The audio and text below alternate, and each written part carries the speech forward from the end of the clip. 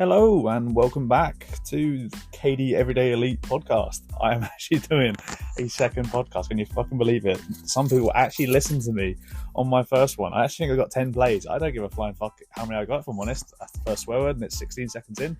I don't actually care how many I got, if I'm honest. I'm just impressed that people actually sat down and listened to me talk bollocks, basically. No, I didn't talk bollocks. I provide some value or hope. But no, I really appreciate the feedback. I've got a few messages saying like they really enjoyed it, and it was actually quite handy to have the podcast because unlike Instagram, when you've got to keep the app open, like, you can't watch it while you're walking or you're driving or whatever. And like I did a live today, and that's just case in point. I talked about something today on my live, and that's what I'm doing this podcast on. So for people who can't fucking be asked to listen to a live for as long as they did, that's what I'm going to do today.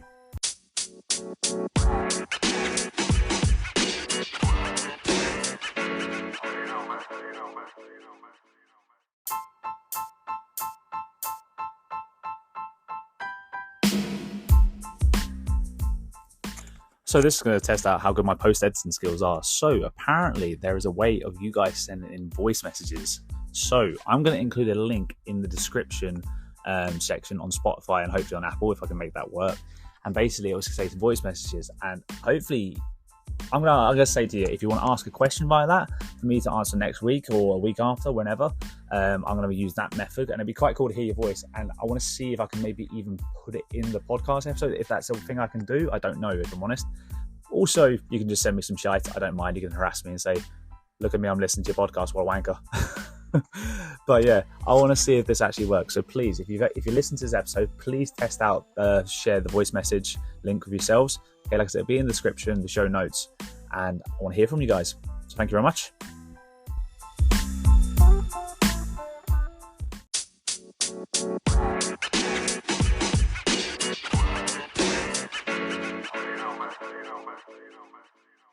So, what we're going to talk about today, I'll do a little bit of more check-in stuff first, but what we're going to talk about today is, should you or should you not weigh yourself? Should you or should you not weigh yourself? And what to do when you have non-moving scales for a period of time, usually after 2 to 4 weeks. If you have 2 to 4 weeks of non-moving scales, then they usually mean something needs to change. So that's where we're going to go with today. But again, as always, I want to pose a question. What is the best cereal you can have? I am a fucking Wheatos fanatic. I love Wheatos. Anyone who knows me knows I love Wheatos. I absolutely love them. So Wheatos are absolute top tier. I can have them for breakfast if I want to. If I really fancy being a weird, I can throw a protein shake in with them. I'm not that weird, to be fair. Or you can be normal like me and enjoy them as a snack and a treat. I have them late in the evening before bed. That's like one of my favourite things to have. So Wheatos, unreal. I do love Crave as well. Do you know those weird little pillows, they call them, like pillows with chocolate and stuff, and oh fuck, they're unreal. But when they cost like £4 a little bag, and like they're fucking tiny, oh yeah, no, that's not it. That's why you shop at Lidl and Aldi, innit? Fuck, I miss Aldi. Living in Northern Ireland has its benefits, but Aldi, I miss you, baby. So moving on. That's the serious stuff. So, should you or should you not weigh yourself? My only real reason you shouldn't weigh yourself is if you have a crippling anxiety or emotional response to it.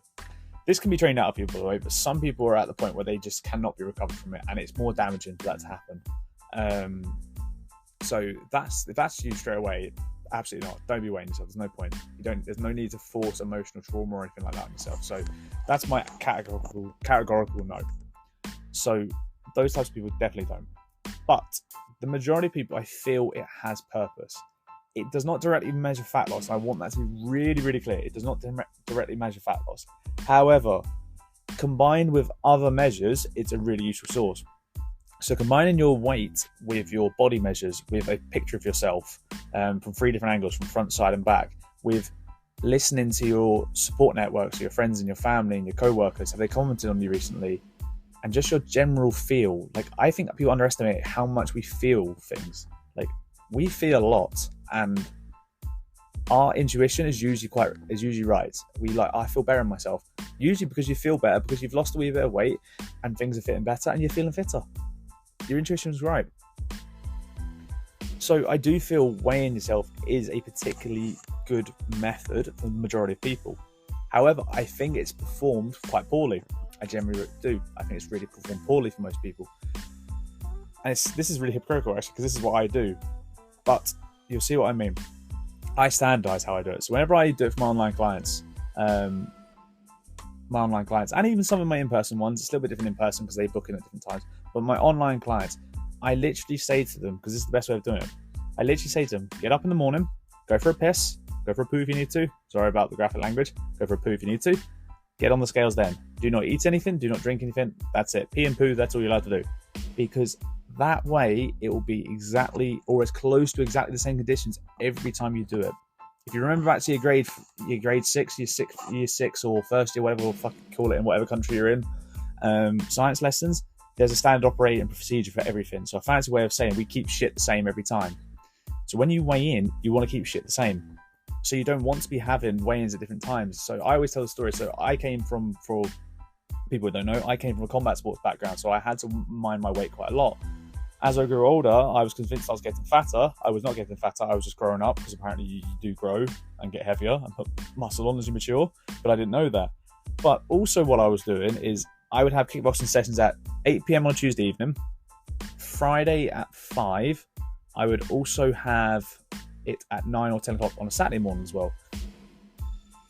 The 2 evening ones, I've had a whole day of eating and drinking, but I could also be very dehydrated as well, because I've been at school all day. I had been exercising all day. I was a very active kid, so I could be dehydrated.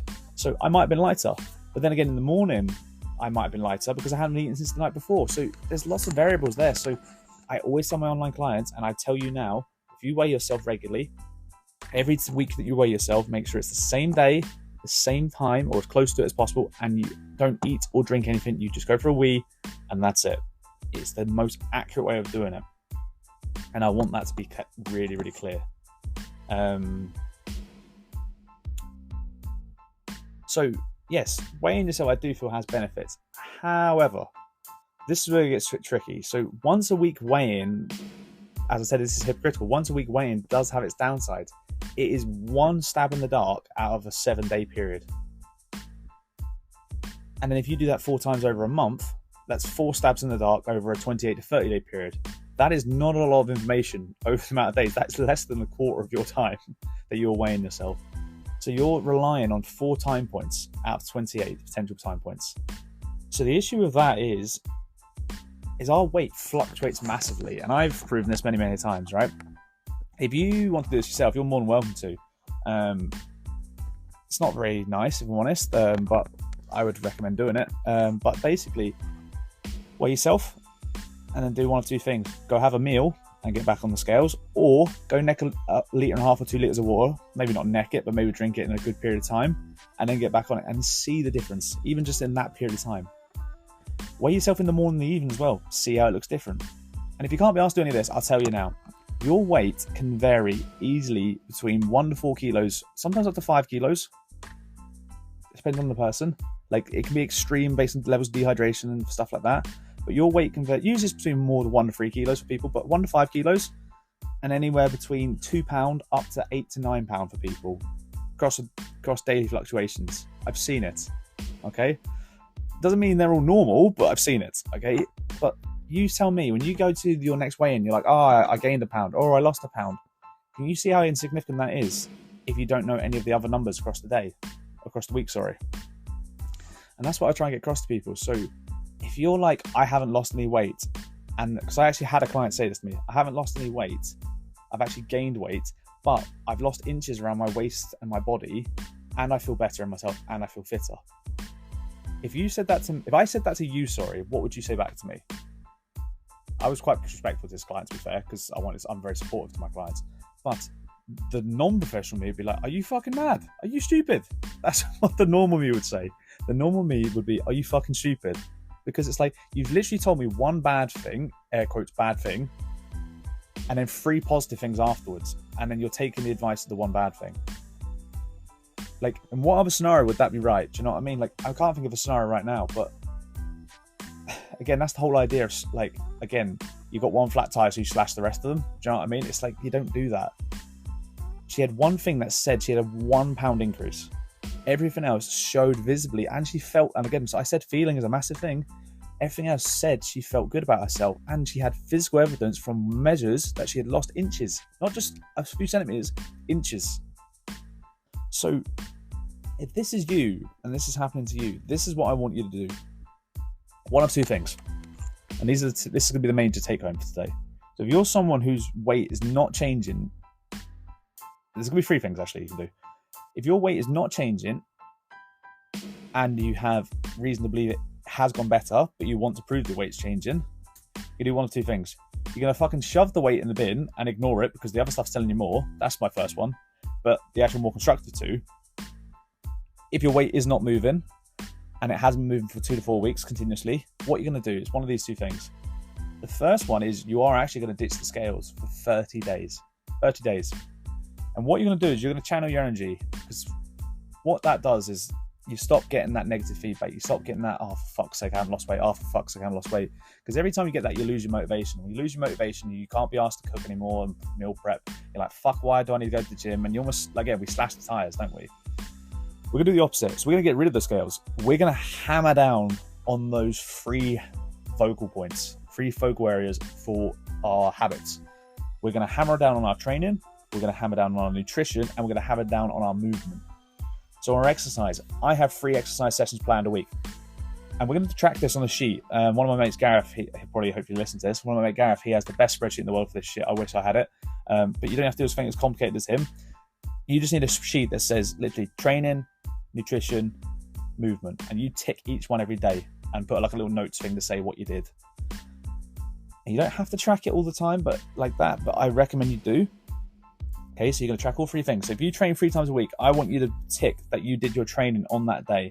Tick it off. Boom, done my training. And then at the end of the month, you can look back at all your training. Out of 30 days, say you had 15 sessions planned in, how many sessions did you hit out of 15? If you're hitting 12 to 14 out of 15 sessions, brilliant. If you're hitting under 10, I mean, that's an arbitrary number, but still, you see my point. If you're hitting less than like a third, if you're only hitting 2/3 of your workouts, it's not ideal. You know, I know everyone has personal lives and stuff like that.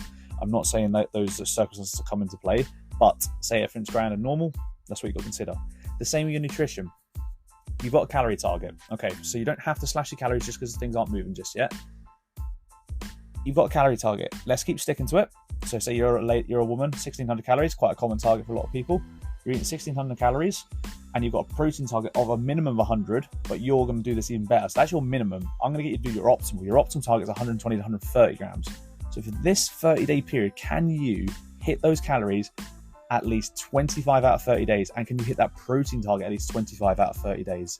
So 5, 6, I don't know what that is in percentages. That's fucking the number I can't figure off the top of my head. It's like 15%, around 80% of your time. You know, you can do that with your nutrition. Did you hit over 80% of your nutrition across the cycle? Yes, I did. Perfect.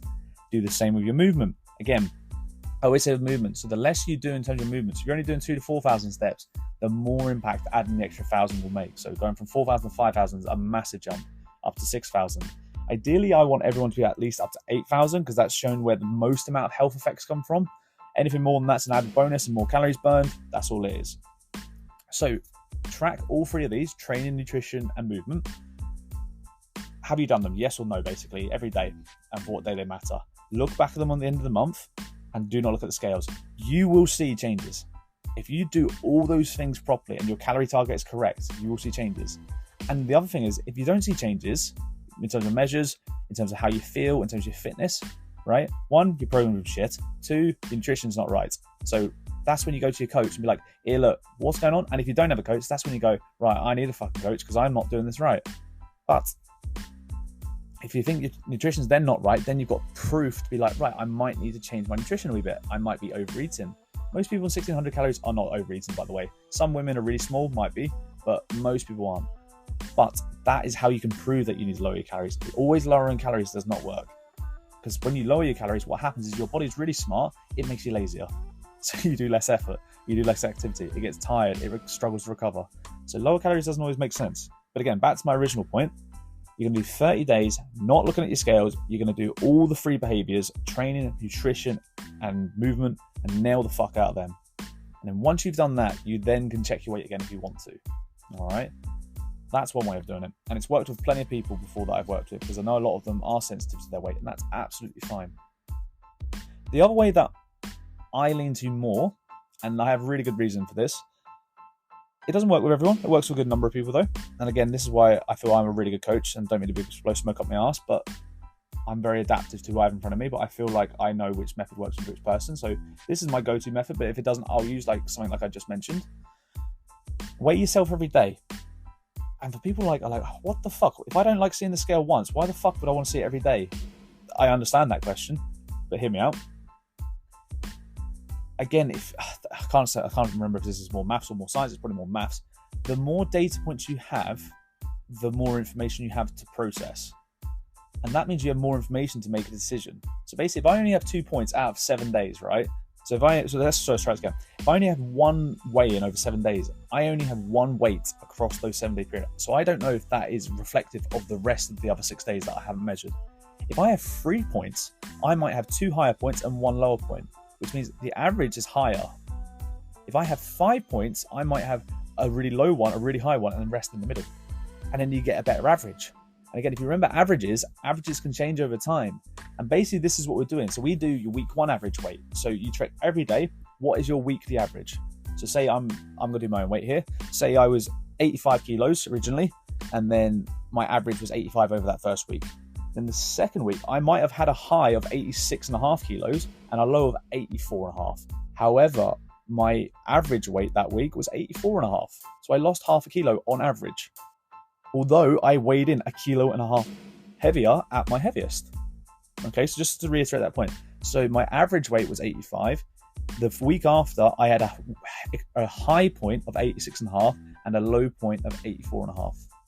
But my average came down, so 84, but my lowest came down to 84.5. So my average came down to 84.5. So my average has dropped, which means the majority of my weight is going down.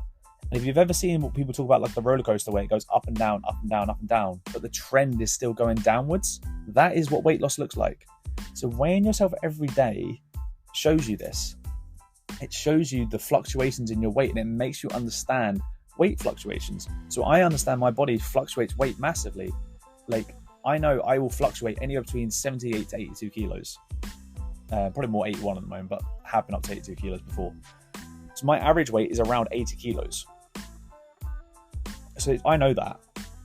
But the other thing it does, for the majority of people, again, majority, it desensitizes you in terms of your emotions, because you start to see information and rather than just having emotions. So yes, you still might be emotional when you start, but what happens over time is you start to desensitize it because it becomes normal, it becomes routine. Again, I don't want you to become obsessed with this number because it's only a piece of the information. Again, I still think body measures alongside all this stuff is still really important and all the other things, but it can desensitize people who are very sensitive to their weight because it teaches them about weight fluctuations. Not everyone knows this and not everyone actually sees it. They're like, oh, but that's someone else. If they see it themselves, they'll be like, fuck, it actually happens to me as well. How many times has someone been like, oh, but they can lose weight and I can't? And then all of a sudden you do something, you're like, shit, I can do that as well. Do you know what I mean? It's that scenario. So in summary, we've got 2 methods then. You don't have to look at the scales. You nail the fuck out of your habits. And then you come back in 30 days and then decide whether you want to do your scales again or not. Sometimes you might not even touch them again. Or you go the opposite way and you do the scales every day, every time, same morning, same routine. Takes 2 seconds, type it in MyFitnessPal, whatever, in your notes, whatever you want to do, and track it. Again, if you've got a coach like myself, I track it in my app. On my, I use the app CoachRx. It's built into that system where you add it in every day. It gives you a reminder, it makes it easier so you're more accountable, and then we can reflect on that together during our weekly check-in. So there's all those sorts of scenarios. So if you need to weigh yourself, do. And I believe it is a useful tool. However, alongside progress photos and body measures, I feel like it's a better package. On its own, it is shite, if I'm honest. It literally tells you the pull of gravity, the effects of gravity pulling you down on this earth. Which, if you're really fancy, you know your science, like I do a wee bit, because I like to read space stuff, because I'm a weirdo. You're going to take, are you going to get lighter, is it? I can't remember if you're going to, yeah, gravity's going to get weaker, isn't it? Yeah, so over thousands of years, gravity will get slightly weaker. It's currently 9.81 meters per second, I think. it's going to get weaker because we're slowly as thousands of years go by getting further away from the sun. There's your random nugget of the day, guys. You're welcome. Fucking call me Sir Isaac Newton. Not Isaac Newton, what's the other guy? Stephen Hawking. I do like to read a lot of space books in my meantime. I actually watched a series of Netflix, not series, a little mini film on Netflix about the James Webb Telescope. Fucking unreal, by the way. So much so that Twitter or X or whatever it's called now actually tagged me. It says, latest in space, the James Webb Telescope has shown this nebulous ring or something like that. And I'm like, fucking unreal. So yes, the important stuff. I've reflected on whether you should weigh yourself in the first place, and 2 things to do if you have static weight for 2 to 4 weeks consistently. That's the important thing. 2 to 4 weeks consistently of non-moving weights. Again, ditch the scales or hammer the fuck out of them. Also, which cereal is the best? I'm telling you, it's fucking Wheatos, and if you disagree with that, we're going to have swings. And also, I'm a space nerd. What is your little guilty pleasure, little guilty secret? What do you do in your free time that no one knows much about you? But, as always, guys, to prove you're listening,